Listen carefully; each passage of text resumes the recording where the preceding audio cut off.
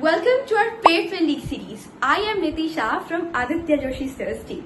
So in this series, we are going to predict the NEET 2025 paper. So before that, let me tell you something.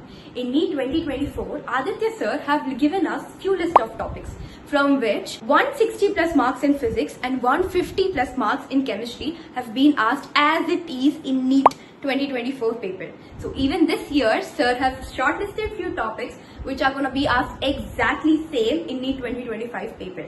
So in this series, we are going to teach you those topics including question practice. So make sure you subscribe our channel. Also click on the bell icon to get notification and let's get started. Today we are going to see buffer solution. Buffer होता क्या है? सबसे पहले तो उसकी पूछते हैं definition. तो बफर ऐसा सोल्यूशन होता है जो पीएच को चेंज नहीं होने देता है, जो रेजिस्ट करता है चेंज इन पीएच। फिर पूछते हैं प्रॉपर्टीज। प्रॉपर्टीज क्या हो सकती है बफर सोल्यूशन की?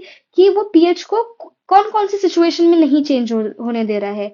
अगर आप थोड़ा सा स्ट्रॉन्ग एसिड बेस डालें तब भी पीएच चेंज नहीं होंगी, अगर आप डाइल्यूशन करें तब भी पीएच चेंज नहीं होंगी, या फिर लॉन्ग टाइम के लिए अगर वैसे ही सोल्यूशन को रहने दें तब भी पीएच चेंज नहीं होंगी। So these are the basic 3 properties जिस पर डायरेक्ट थ्योरेटिकल क्वेश्चन आ सकता है। Then is types of buffers. एक तो एसिडिक हो सकता है, बेसिक हो सकता है, या फिर न्यूट्रल हो सकता है।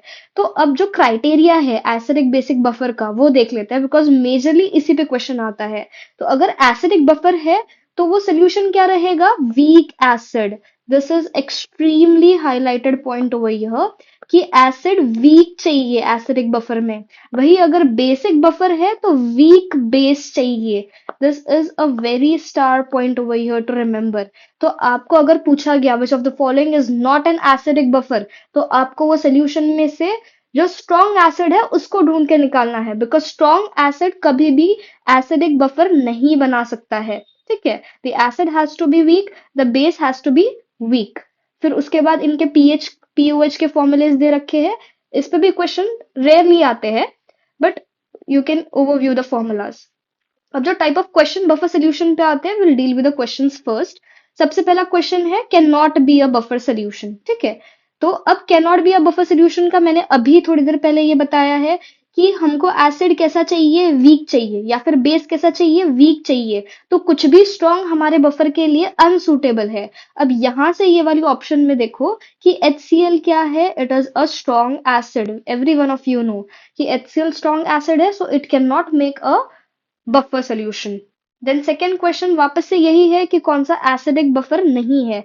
देन अगेन हमारा क्राइटेरिया क्या रहेगा कि हमको जो स्ट्रॉन्ग एसिड है उसको ढूंढना है। ठीक है, तो अब यहाँ से HClO4 again is a strong acid, तो वो वापस से बफर सोल्यूशन नहीं बना सकता है। देन एक एग्जाम्पल दे रखा है 1 ml of NaCl and 1 molar of HCl, ये जो है। तो यहाँ पे again this is a strong acid, HCl is a strong acid. तो ये बफर बना सकता है क्या? नहीं बना सकता है। तो हमारे लास्ट के दो ऑप्शंस कट हो गए। फिर उसके बाद HCl एक एसिड है, तो पीएच कैसी रहेगी? 7 से कम रहेगी। तो it is not a buffer solution with pH less than 7। फिर अब यहाँ पे this is extremely star question again, जो थियोरेटिकल पॉइंट ऑफ व्यू से इंपॉर्टेंट है। उन्होंने पूछ रखा है कि बफर सोल्यूशन ऐसा क्या करते हैं जो पीएच नहीं चेंज होती है। तो बफर सोल्यूशन में क्या होता है कि अगर हम थोड़ा सा एसिड या बेस ऐड भी कर रहे हैं तो वो क्या प्रोड्यूस करता है? अनआयोनाइज्ड एसिड और बेस।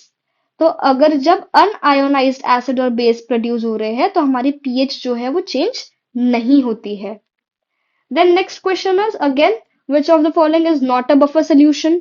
तो यहां से हमको वापस से क्या ढूंढना है? एक तो स्ट्रॉन्ग एसिड या फिर strong base.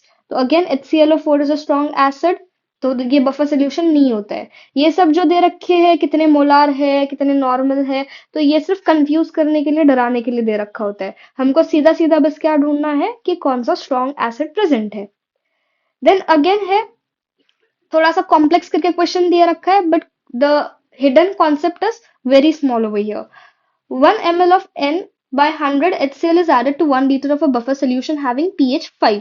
The pH of a solution will, आप कुछ भी ऐड करो बफर सोल्यूशन के अंदर pH चेंज नहीं होंगी, because this is what is the definition of buffer. Next question is which buffer solution comprising of the following has its pH value greater than 7.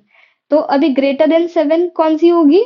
जिसके अंदर बेसिक बफर रहेगा। तो ये वाला जो है it is a basic buffer, that is why it is having pH value greater than 7। अभी next question is, ये एक सोल्यूशन दे रखा है, the pH of the solution will not change on adding. ये वाला भी हमने देखा है कि it is a basic buffer, again same he example है। तो ये बेसिक बफर का एग्जांपल है, इसके अंदर अगर आप पानी भी ऐड कर दो, डिस्टिल वाटर, तब भी पीएच जो है वो चेंज नहीं होंगी। Then, which of the following is the buffer solution of a strong acidic nature? Strong acidic nature के लिए हमको क्या चाहिए कि weak acid यहाँ पे, तो यहाँ से HCOOH is a weak acid, ठीक है। फिर which of the following pairs constitute a buffer? Again यहाँ से HNO2 is a weak acid और ये जो है उसका strong base के साथ salt है। So this is the basic of buffer solution.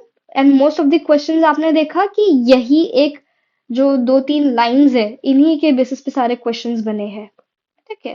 तो बेसिक जो है कि weak acid plus salt with strong base forms an acidic buffer, इसी के बेसिस पे most of the questions are being asked.